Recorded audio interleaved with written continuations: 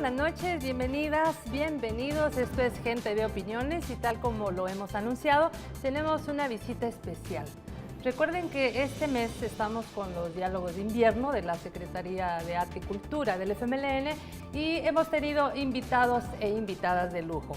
Pues hoy en Gente B no podíamos dejar pasar la presencia de Francesca Gargalo. Ella es doctora en estudios latinoamericanos por la Universidad Nacional Autónoma de México, UNAM, de origen italiano y también por adopción mexicana. Así que bienvenida, buenas noches. Muchísimas gracias por invitarme.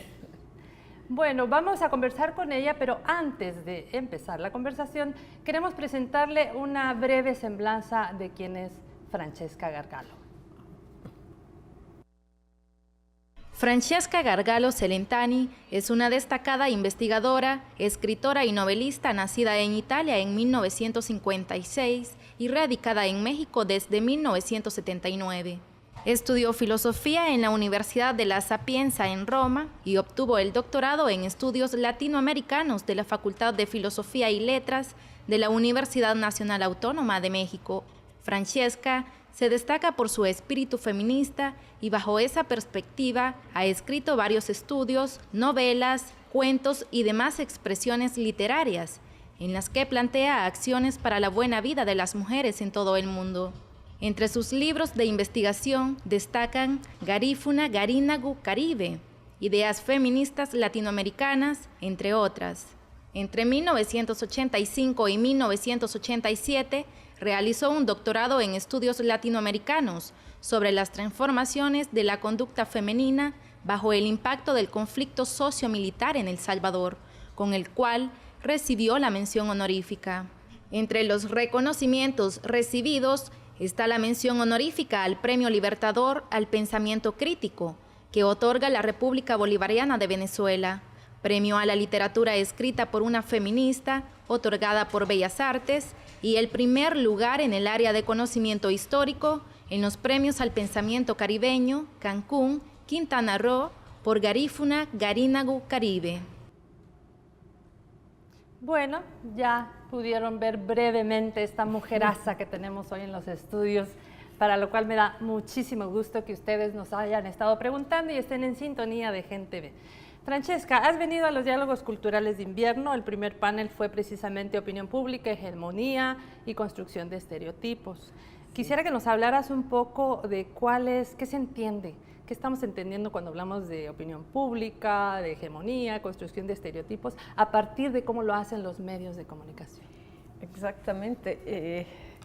Estar en una televisión y hablar de los medios de comunicación a gente que los utiliza, que los lleva al público de una forma diferente a como lo hacen normalmente los medios privados, que tienden a conformar únicamente compradoras y compradores, es bastante interesante.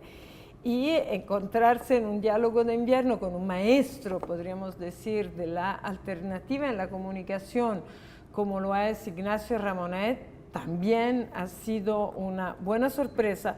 Y la otra gran sorpresa fue un joven filósofo salvadoreño que trabaja no tanto desde la teoría del shock, es decir, esta teoría de la violencia que se convierte en terror de Estado, en terror del grupo dominante, sino de construcción de estereotipos negativos para crear pánico a las alternativas de lo que hay, que fue Luis Alvarenga, este joven.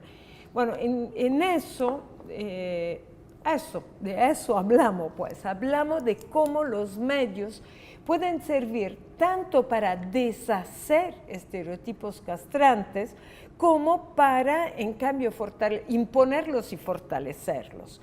Entonces, yo trabajé desde la perspectiva del feminismo activo que reflexiona desde y sobre nuestros cuerpos de mujeres en una sociedad por lo general muy represora, tanto de la sexualidad como de las expresiones corporales libres, ¿no? Estos cuerpos que no quieren tener miedo, que tienen derecho a no tener miedo y que son constantemente reconducidos al miedo por las violencias de Estado, por las violencias que se ligan a la violencia de Estado y que le hacen un poco el caldo de cultivo, como las violencias delincuenciales, y como las mujeres sufrimos eso en una manera determinada porque es una violencia sistémica. Entonces, en esta violencia sistémica encontramos la violencia de género, el enorme sistema de género,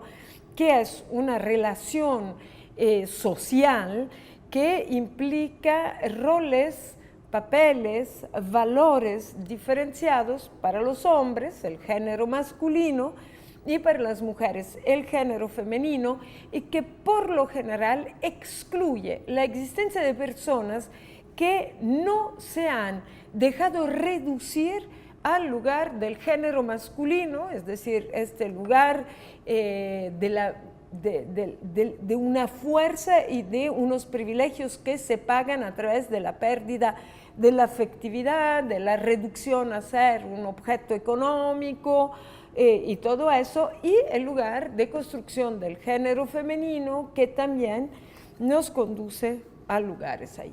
Este sistema es atravesado por un segundo tipo de estereotipo igual de pesado, y es el sistema racista moderno de origen colonial que los europeos imponen en América y que desde América exportan sobre el resto del mundo que van a colonizar. Y estos dos sistemas se imbrican en el sistema de clase. Por lo tanto, a las mujeres se le paga menos por un trabajo. El trabajo específicamente considerado femenino es el que sostiene al capitalismo, porque es el trabajo no pagado, ¿no? Y esto además se sostiene sobre a las mujeres se le paga menos, pero de las mujeres a las que se le paga menos son las blancas primeras, débiles, flojas, pero absolutamente privilegiadas frente a las mujeres indígenas, reconducida al doble trabajo gratuito, el gratuito de las mujeres más el gratuito indígena colonizado, y el trabajo de las mujeres negras, constantemente tachadas de ser además pecadoras porque se le hipersexualiza para explotarle el trabajo y la sexualidad. Entonces, tú no solamente eres doctora en estudios latinoamericanos, eres filósofa, eres una feminista autónoma, novelista, ya vamos a hablar del libro de Francesca, y además académica, ¿no? Das clases. Fui académica. Yo estoy en un proceso de desprofesionalización voluntaria. Muy bien. Entonces, este vínculo que también tiene que ver desde los medios de comunicación con todo un lenguaje y una presentación sexista de la mujer, racista y clasista. Anoche te escuchábamos en El Espacio, felicitaciones a las y los presentadores del Espacio en un programa de radio, sobre este tema del racismo y del clasismo. Si nos puedes profundizar desde tu experiencia en México, que es multicultural, cómo ha sido este proceso de aprendizaje y también de devolución hacia estas mujeres que están en un proceso también constante de cambio. Mire, la historia de América es una historia sesgada y por eso mismo es una historia de preferencia de un grupo. Y este grupo, que no es solo un grupo económico, es también un grupo de origen colonial que se identifica tanto por ascendencia directa como por ascendencia mixta con el grupo de los invasores.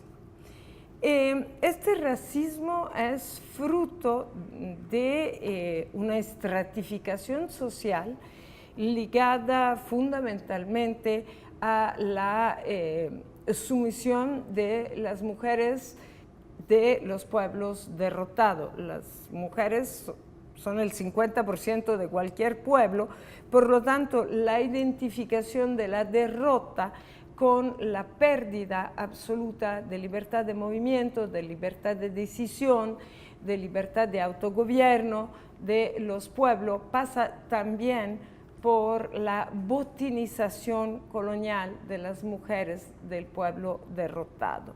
Esta botinización es además una enseñanza de alguna manera a la sumisión más fuerte de todas las mujeres, no solo las mujeres de los pueblos derrotados, sino de todas, ¿sí?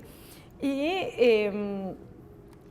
este sistema se complementa con entonces un grupo de invasores que muy pronto, para poder mantener el poder y garantizárselo, no solo organizan prohibiciones, por ejemplo, la prohibición de usar seda a las mujeres no blancas, la prohibición de usar oro a las mujeres no blancas, la prohibición de montar a caballo a los hombres y a las mujeres no blancas, sino también marcadas elementos fenotípicos para diferenciar a las personas de ascendencia de los invasores con las personas que van a tener ciertos lugares de privilegios en el trabajo.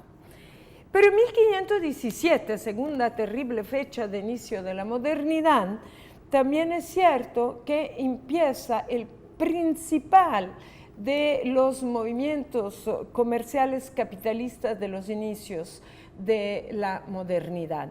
Y es el inicio de la trata de personas raptadas a través de guerras organizadas para el rapto de personas, primero en la costa y después en el interior de África, para ser llevada a puertos específicos, embarcada, tratadas hacia América y en América vendidas como esclavos. Este sistema es un sistema colonial perfecto con una triangulación de características capitalistas del mercadeo que no tiene jamás pérdida y por lo tanto origina, si quieres, las dimensiones económicas de la sumisión colonial, la depauperización de África y de América. Los barcos salían de Europa cargados de armas. Se embarcaban las armas en África para distribuirlas, vendiéndolas, por supuesto, si no, no serían capitalistas, ¿no? El mercado de armas es mercado desde el principio de la modernidad. Vendiéndolas a los grupos encargados de raptar personas, de hacer verdaderas razzias en pueblos, de meterse en estados a los cuales no se le declaraba ni siquiera la guerra, sin embargo, se le entraba y se le secuestraba a la gente. Este barco que desembarcaba arma en África cargaba personas, ¿sí? Y cuando llegaba a América, descargaba personas y cargaba azúcar para regresar a Europa. En esta triangulación, el barco jamás viajaba vacío, por lo tanto, jamás producía pérdidas. Esto es el inicio de la modernidad. El inicio de la modernidad es colonialista y es racista, porque otorga al fenotipo de las personas africanas una característica de esclavización posible, ¿sí? Y al fenotipo de las personas americanas la característica de sumisión, de obediencia forzada, de mansedumbre, de incapacidad de alguna manera de autogobierno y de rebelión. En el próximo bloque vamos a seguir hablando de cómo esta modernidad a los tiempos actuales trae todos estos estereotipos en los diferentes medios de comunicación también. Esto será después de esta primera pausa. No nos cambie, está en sintonía de Gente de Opiniones.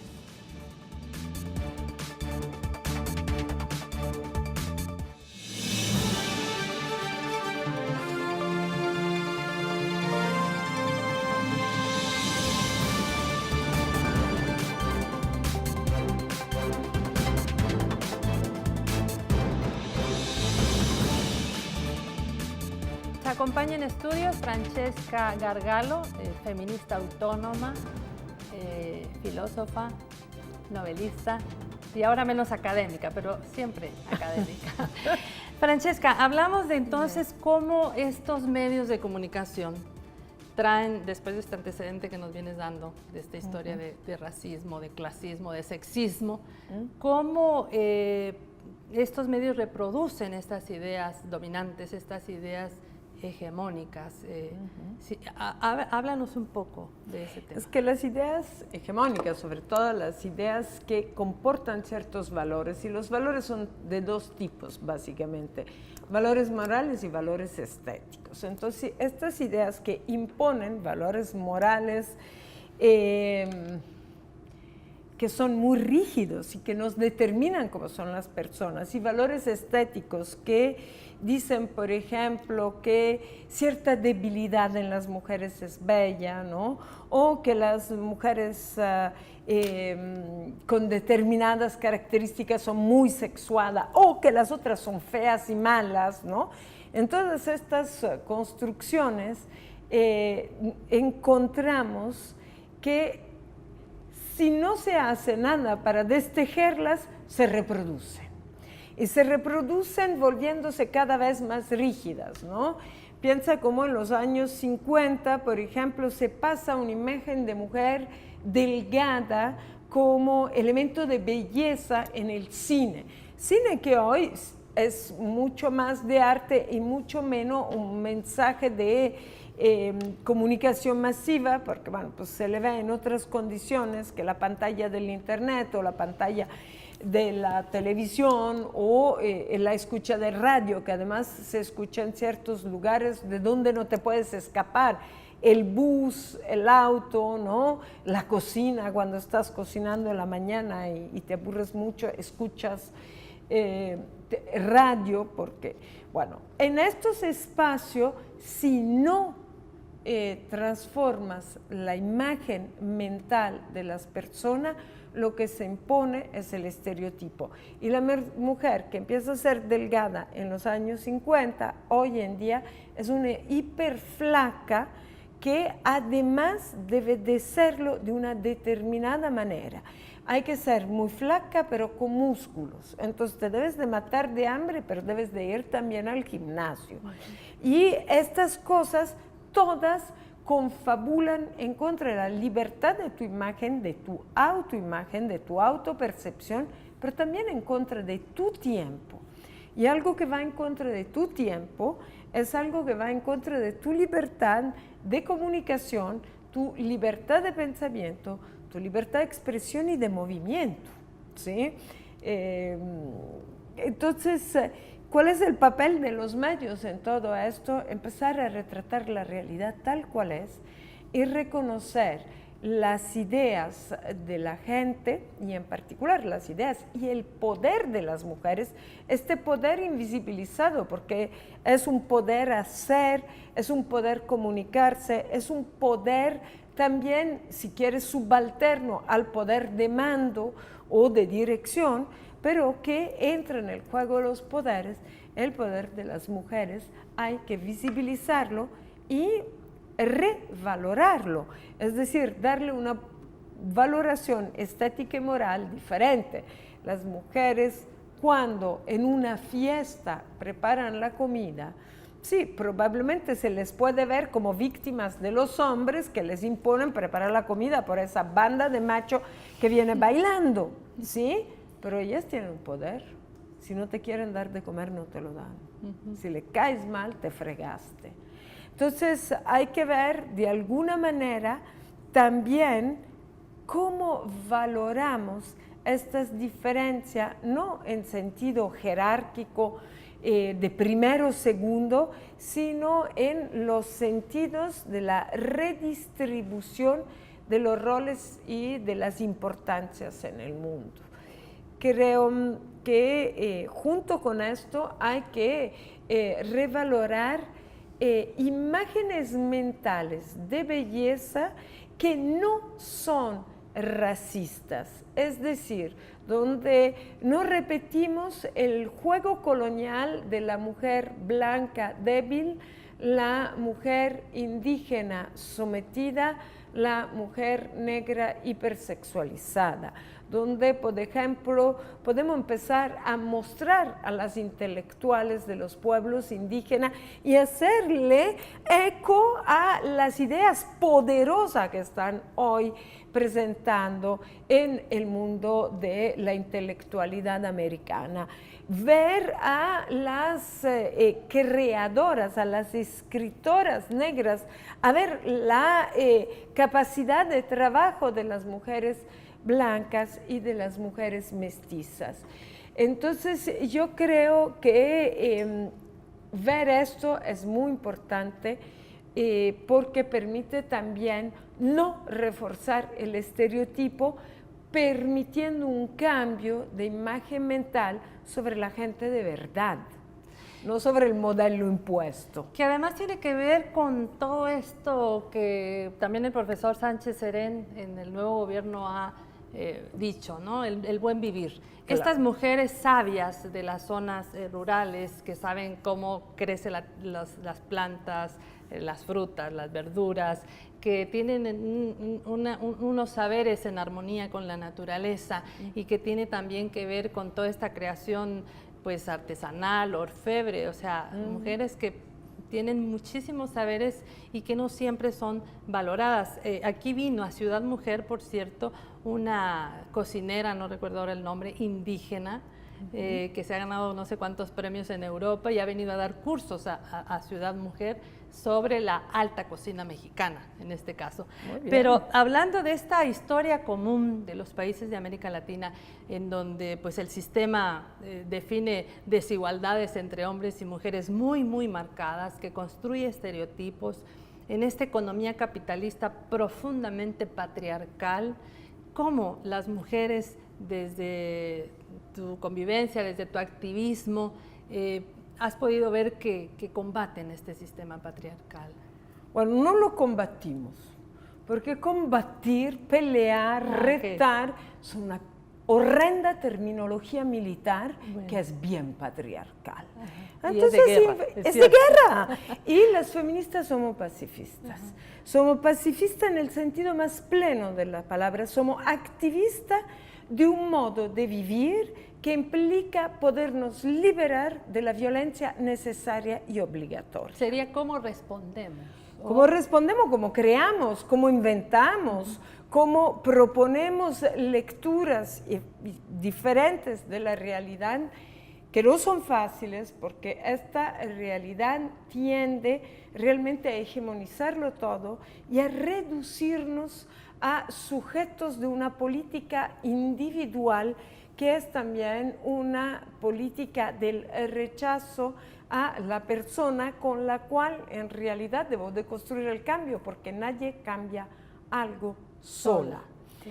Entonces yo creo que uno de los grandísimos aportes en este sentido nos vienen de los diferentes feminismos de los pueblos originarios, donde el sujeto no es solo el sujeto individual, no es solo el sujeto personal.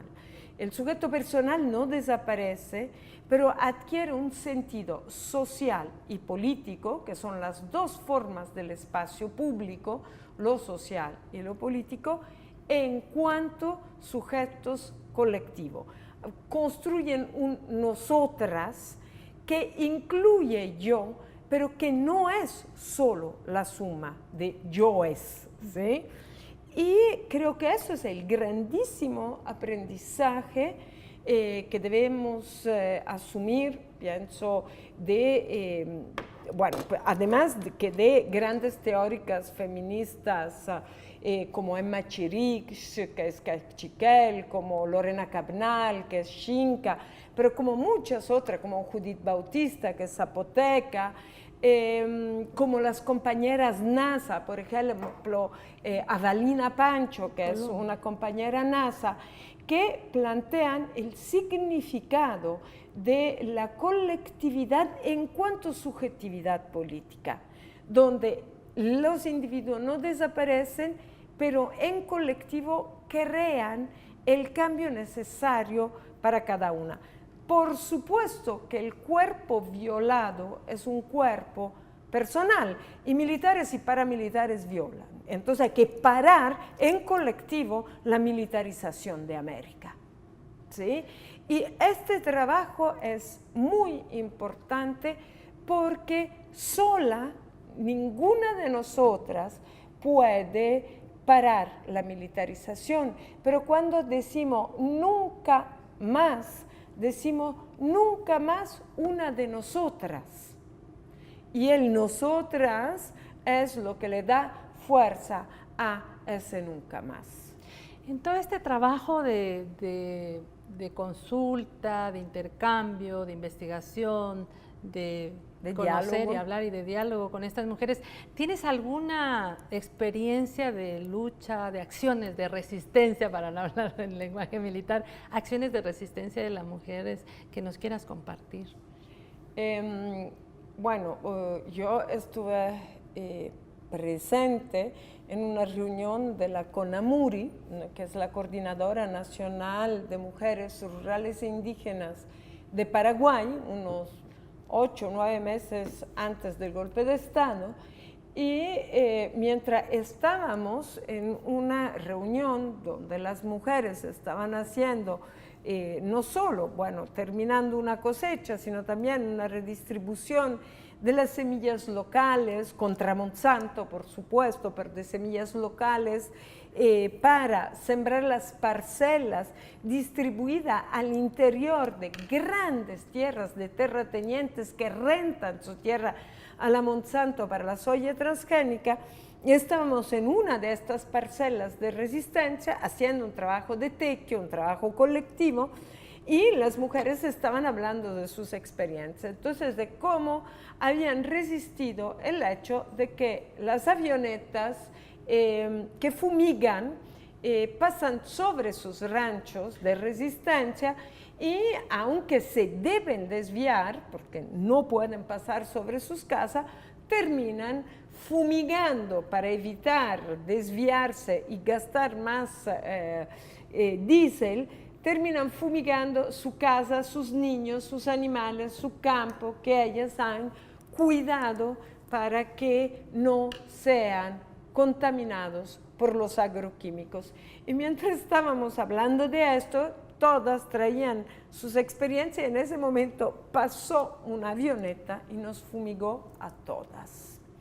Entonces, las mujeres nunca mienten cuando denuncian las cosas, es hora de creerles. Bueno, con esta frase nos vamos a un segundo corte. Al regresar continuamos con Francesca Gargalo.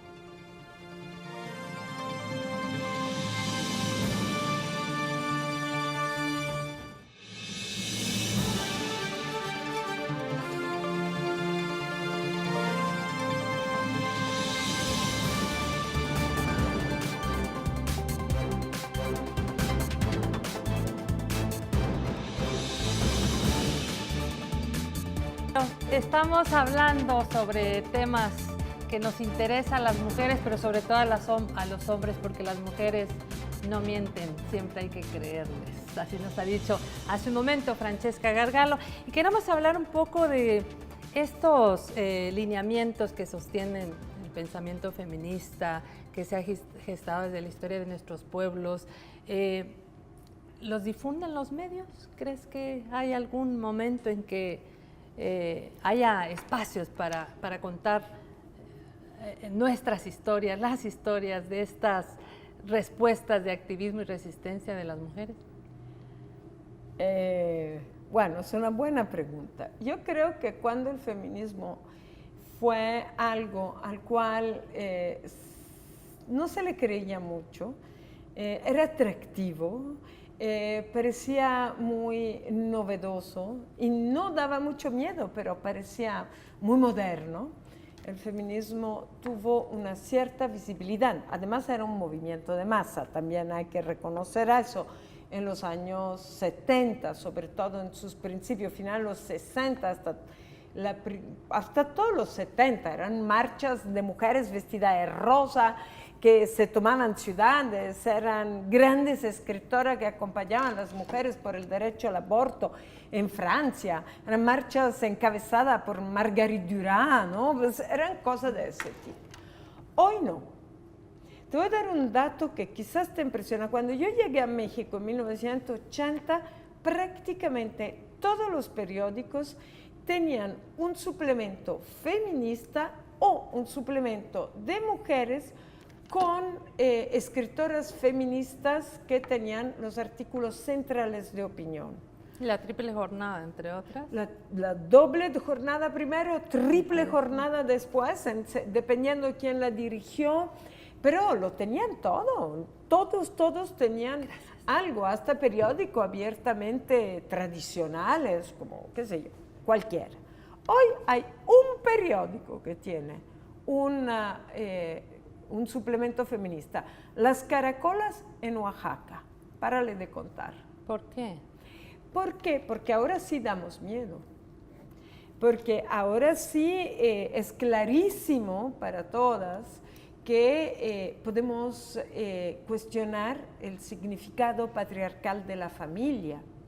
Esta familia que no puede seguir siendo obviamente algo ligado a la obligatoriedad de la pareja, donde con las hijas y los hijos no se puede seguir ejerciendo las imposiciones de valores que vienen de personas adultas con posibilidad de mando, como se consideraba que eran las madres y los padres con anterioridad, donde necesitamos abrirnos a otras redes de afecto y de expresión sexual, corporal, de aprendizaje, de relaciones afectivas. Y eso da mucho miedo. Además de elegir sobre nuestro propio cuerpo. Además de elegir sobre nuestro cuerpo, además, mira, una de las cosas que te voy a decir que da mucho miedo es eso.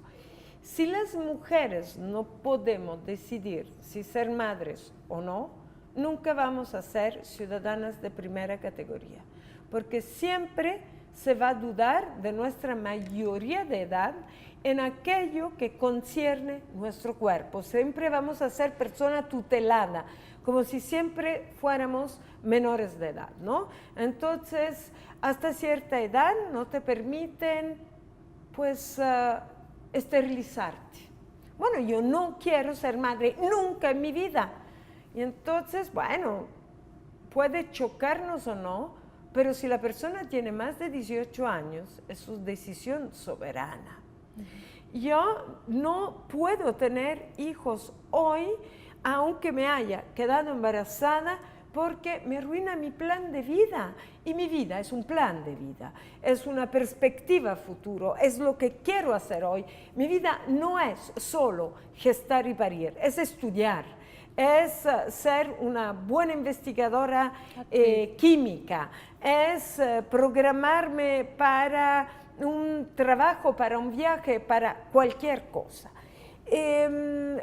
Si he sufrido una violación y no quiero ser madre de algo que no deseé, o si, por ejemplo, estoy en una gravísima situación económica, como lo está la mayoría absoluta de la población mundial, y ya tengo 3 hijos, el cuarto me mata de hambre, los primeros 3, no lo quiero, ¿sí? Y soy una persona responsable, que se hace responsable de la buena vida de las personas de las que me encargo. Yo voy a abortar. En la Ciudad de México está permitido el aborto. Por supuesto, solo. en la Ciudad de México. No sé si solo es el único estado. Sí, y hasta las 12 semanas el aborto es permitido. Como en todos los lugares donde el aborto es legal, el aborto ha disminuido y ha dejado de ser un problema de salud pública. Se mueren menos mujeres. Se mueren muchas menos mujeres y el gasto de la salud pública disminuye enormemente porque es mucho más caro salvarle la vida a una mujer que se hizo un aborto en condiciones de inseguridad que hacer un aborto que cuesta muy poco.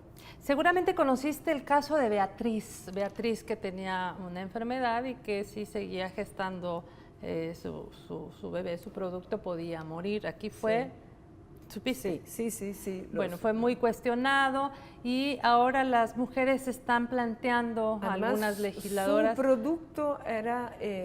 no tenía cerebro. Era anencefálico, sí. Ajá. Me acuerdo de ese caso. Entonces eso, bueno, vino a traer al tema de debate, sobre todo entre legisladores, las mujeres exigiendo la revisión de esta ley, que en El Salvador, de los pocos países de la región que prohíben el aborto total, no se puede ni el eugenésico, ni el terapéutico. Es una condena a muerte de las mujeres que, por ejemplo, es una condena de muerte, es terrible, porque las mujeres que, por ejemplo, tuvieran un embarazo ectópico no pueden abortar y lo único que le queda es que estallen por dentro. Según la ONU, la prohibición total del aborto es una violación de los derechos humanos de las mujeres. ¿Qué tiene que ver con esta sociedad conservadora que... Claro, del Tea Party. Sí, es una idea del Tea Party retomada por los sectores de la extrema derecha estadounidense que hoy están haciendo una terrible campaña demonizando a las mujeres que abortan, pero también a las médicas y médicos que facilitan los abortos, a las clínicas y a las propias leyes del Estado que permite el derecho de las mujeres de ejercer su plena ciudadanía. Ahora, también está acompañada de fundamentalismos religiosos que son muy peligrosos, que en realidad pueden ser cuestionados y que por lo general llevan a situaciones de enorme violencia, de censura y de represión contra las mujeres, contra sus familias, las de ellas, de la cual ellas son las responsables, y también conlleva graves problemas para la salud. Una mujer que decide abortar, aborta aunque sea prohibido. Lo que se hace es poner su decisión soberana del lado del delito y muchas veces ponerla del lado del peligro de vida por un acceso a una medicina o demasiado cara. Pueden abortar solo las mujeres que son muy ricas, por lo tanto hay una abierta discriminación de clase ahí, o mujeres que se ponen en riesgo con abortos baratos que generalmente tienen repercusiones sobre su salud. Aquí hemos tenido en esta entrevista de Gente de Opiniones a las mujeres que están en El Salvador trabajando porque se libere a 17 mujeres que, bueno, tuvieron un aborto espontáneo, que ni siquiera se lo provocaron y están presas, están en la cárcel. Entonces hay toda una campaña porque se libere estas mujeres. Claro. Vamos a ir al último bloque y al regresar seguimos conversando sobre un trabajo muy interesante que hizo Francesca Gargalo relativo a las mujeres de este país. Ya regresamos.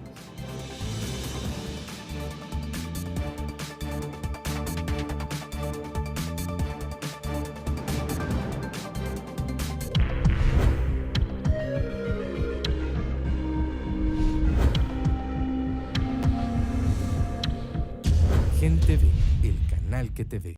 El cuento del coyote. Sus niños van a viajar seguros. Solo manden el pisto. Todo era mentira. Pasamos días sin comer. Ellos me tocaron. A mí, el coyote me vendió con otras personas. Me obligaban a trabajar y me maltrataban. Me abandonó en el desierto. No arriesguemos a nuestras niñas, niños y adolescentes.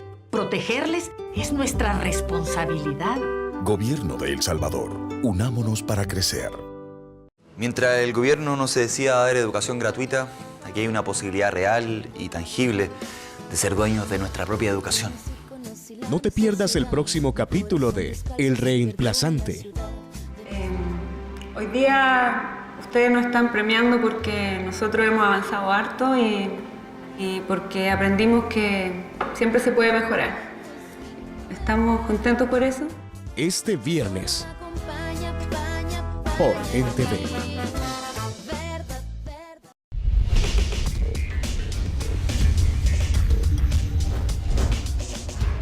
Gente Ve, el canal que te ve.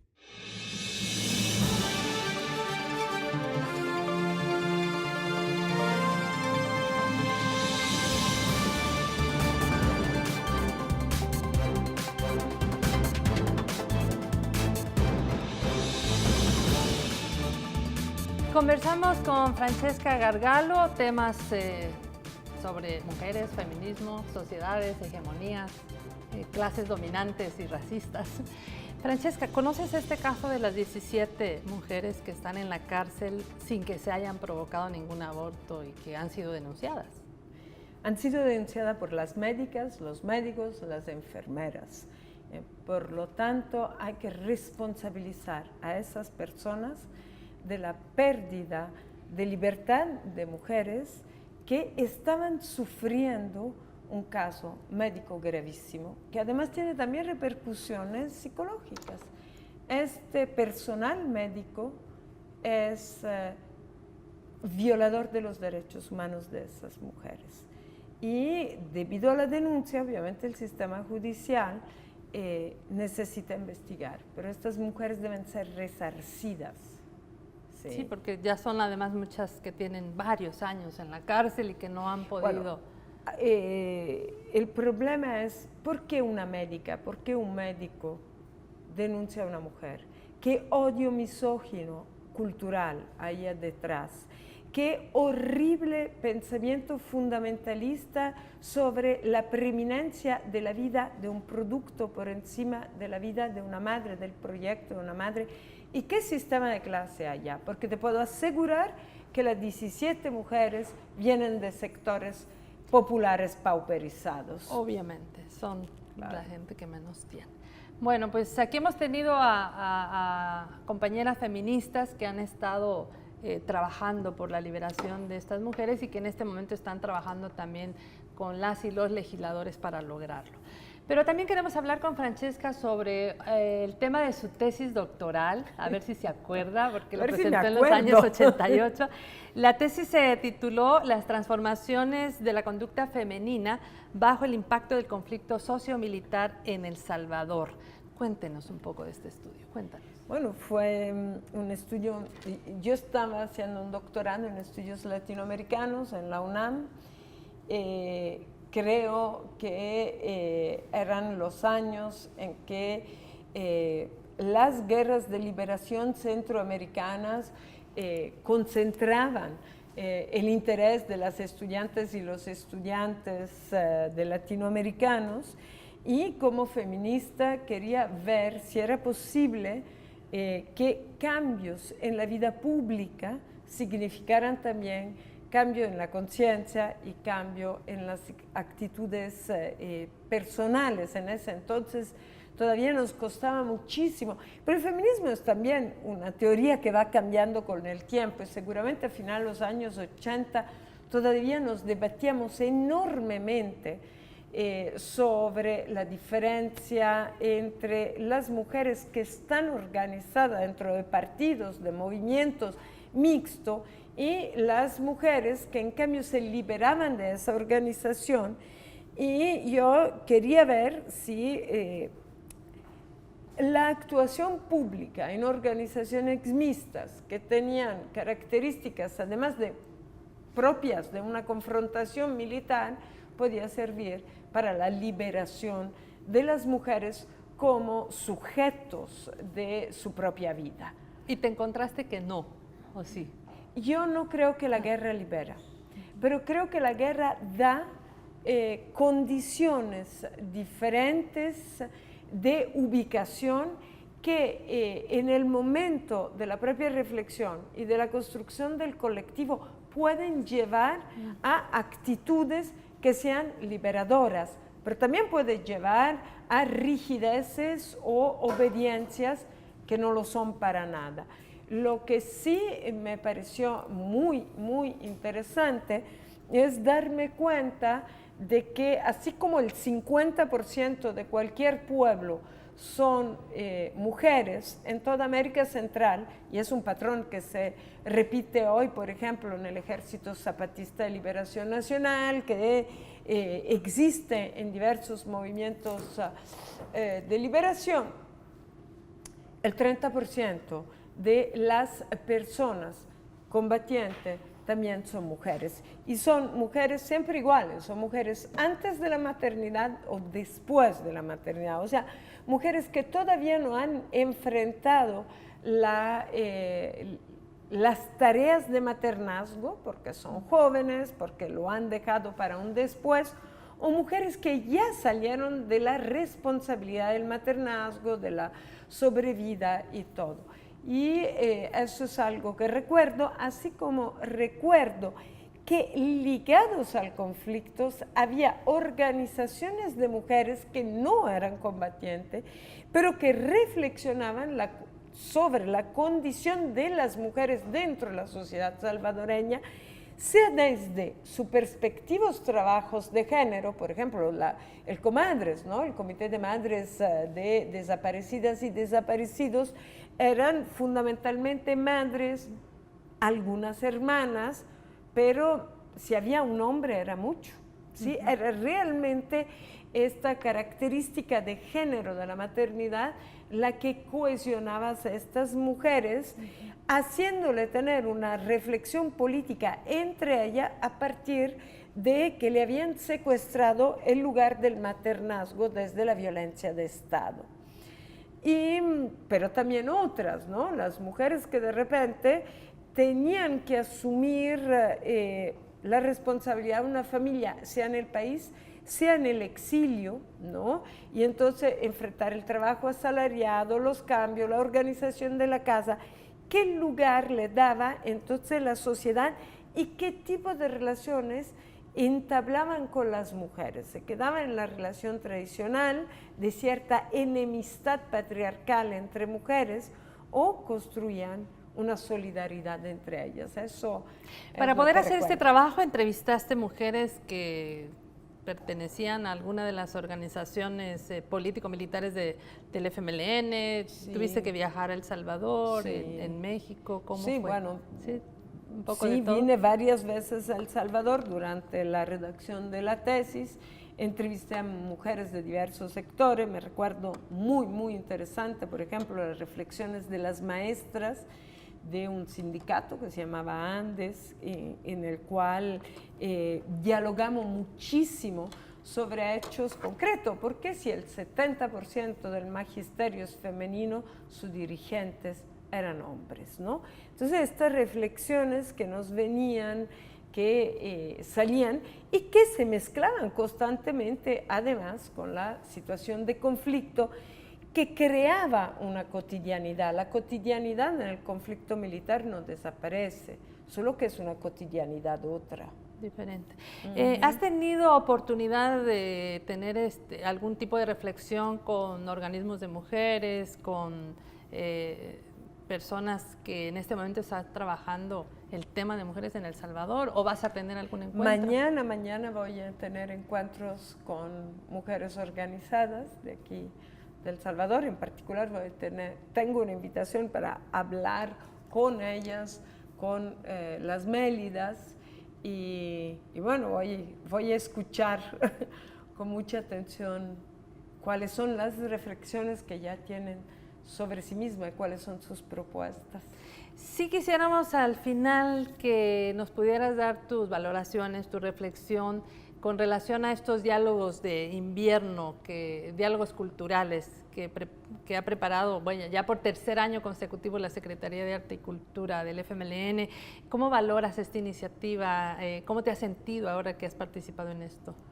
Bueno, lo primero que me pasó es que me quedé sorprendidísima de la capacidad de convocatoria de las personas que llegaron. O sea, había 700 personas para escuchar a 3 intelectuales.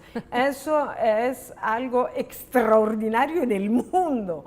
Una enorme capacidad de convocatoria, un interés de la gente que se quedó más allá de las ponencias, hacer preguntas durante una hora más, y sobre todo la réplica que tuvimos en Santa Ana con un público muy distinto, un público universitario pero muy juvenil, la mitad del auditorio eran estudiantes de bachilleratos, el grupo de profesores y administrativos de la universidad intercambiaron y dijeron cosas muy interesantes, las organizaciones estudiantes. Finalmente me pareció por lo que, bueno, como estuve solo en esta ocasión y como invitada, la sorpresa es muy grande, la calidad de las ponencias era altísima, ¿no? Sin ninguna... ¿Hugo Semmelman fue también tu profesor? Que fue Hugo Semmelman y yo trabajamos por un periodo en la misma universidad, en la Universidad Autónoma de la Ciudad de México, pero yo realmente pertenezco a otra escuela de latinoamericano que la de Hugo Semmelman. Yo soy filósofa, no tiendo a esos discursos sociológicos que porque él vino al primer hacía. encuentro. Sí, pero sí fuimos, digamos, colegas en la Universidad Autónoma de la Ciudad de México y era un maestro en el sentido de que lo leía y debatía con sus ideas, ¿no? Bueno, vamos a despedir esta entrevista. Yo quisiera que Francesca hiciera una invitación a las mujeres, no sé, algo que te nazca. Gocen. Lo único que le puedo decir a la mujer, gocen la vida, gócense la entera, hablen cuando quieran hablar, coman lo que les gusta, piensen en su salud, caminen, hagan deporte que es placenterísimo, lean las novelas que se les vengan en gana, no se dejen convencer a hacer algo que no tienen la gana de hacer. Eso es lo que le diría a todas las mujeres del mundo. Bueno, porque las mujeres además no mienten. No. Sobre todo cuando denuncian, no mienten. Muy bien. Podemos inventarnos algo en una buena novela, pero cuando hacemos una denuncia, las mujeres nunca mentimos. Muy bien. Francesca, muchísimas gracias por tu presencia aquí en Gente de Opiniones y a usted, amiga, amigo, por invitarnos. Ya sabe que en la página del YouTube, canal Gente V, usted puede escuchar en retransmisión esta entrevista y le invitamos a que continúe en sintonía de Gente V, el canal que te ve. Gracias.